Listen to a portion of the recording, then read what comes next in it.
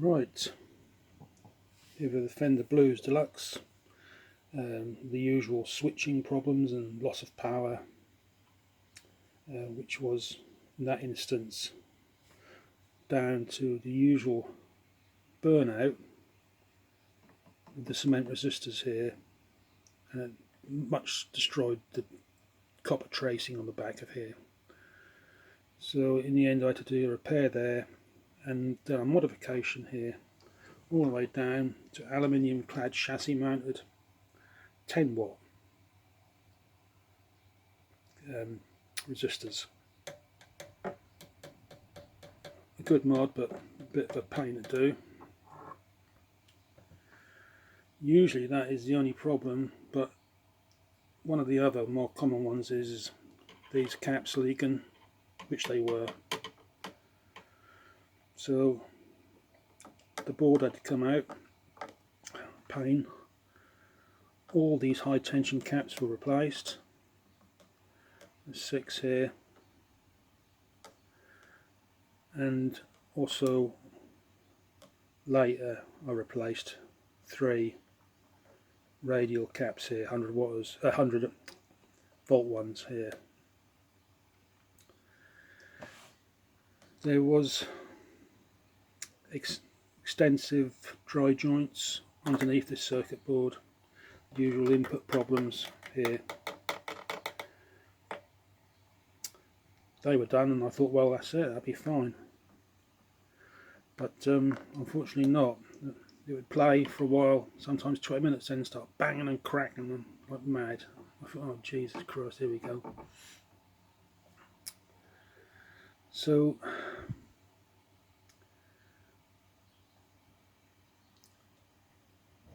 when this board was out here, the valve holder board, I replaced the screen resistors. I got sort of 2 watt heavy duty ones I replaced them with.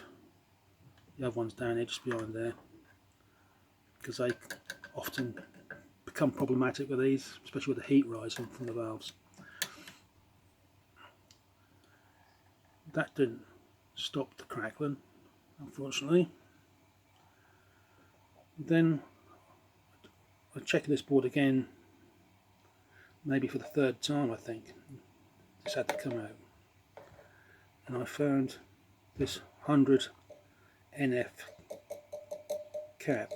Although the solder joint looked good, it was actually just resting in there, but it didn't look like a cold joint. So I thought, that'll be the problem. So out this board came again, and I not just sold it, I replaced it with a new one, thinking that would probably solve the problem. Back in this board goes. No, the problem's still there. The 3 12AX7s had already failed the valve tester, so they're new. The 2 6L6s were good enough, they worked okay and they passed on the valve tester, but they are noisy. So I put a couple of used ones of my old stock in here, which actually are quiet. Let's see what else was there. Yep. Now I thought about this, and I thought. I already cleaned all the pots, everything, resoldered everything on this board. Just almost everything's been resoldered at least once, if not twice.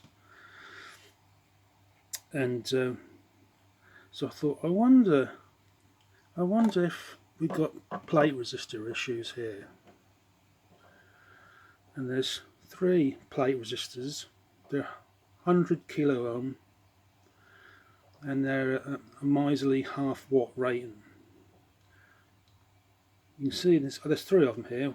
One there, which is an R4 I believe,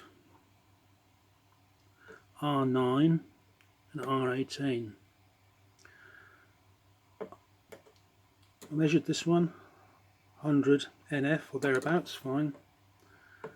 This one, V1B, 100 NF, fine. R18 V2A, read a shade under 500 kilo ohm. Bloody hell, it's still working, but I bet that's for an open circuit under load. So I thought, right, I'm going to replace all these plate resistors here with 1 watt ones, which I keep in stock because I think the Blues Junior and all them all got the same issues. So put them in, bolt your uncle back to a normal amp, as it should run. I mean, this is 25 years old, so you're going to get a slight bit of crackling here and there, but that's, for the main part, it's in good running order now. Of course, what else we got here? Anything else? I'm sure there's some other stuff I've done that I can't recall off the top of my head. Because you've got to watch these things as well. These connector strips are bloody awful things. They're brittle and they tend to crack and break right where they join soldered onto the boards. Horrible things. I hate this sort of stuff. Cleaned all the drive switches and all those channel switch and stuff, and bright switch and all that. They come up okay. And now I'll just fire it up and strum the guitar a bit, see if we can hear it. Okay.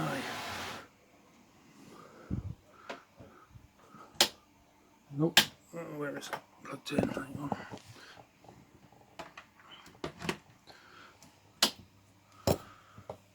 May crackle a little bit first, but they often do. Settle down.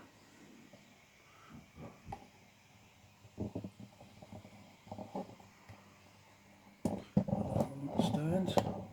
And find somewhere to stand it, that is.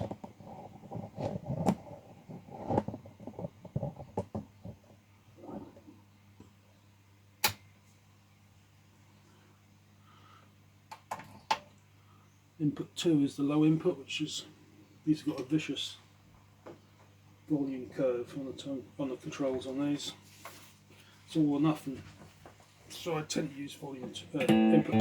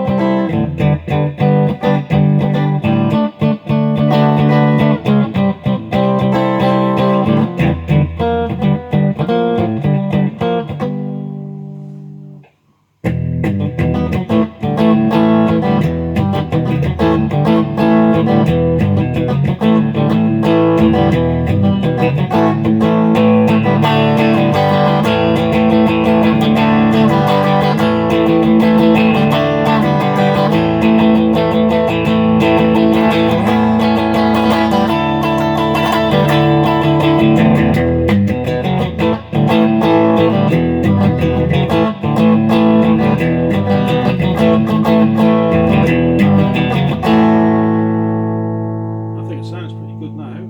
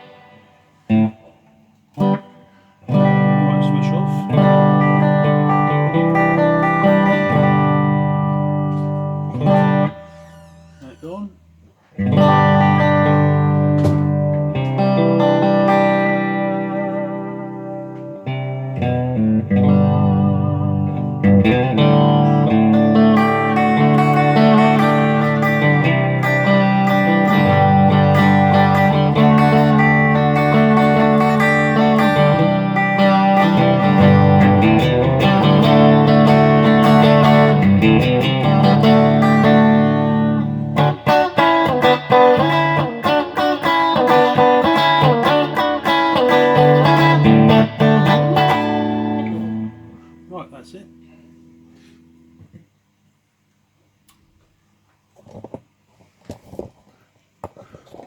Do do do.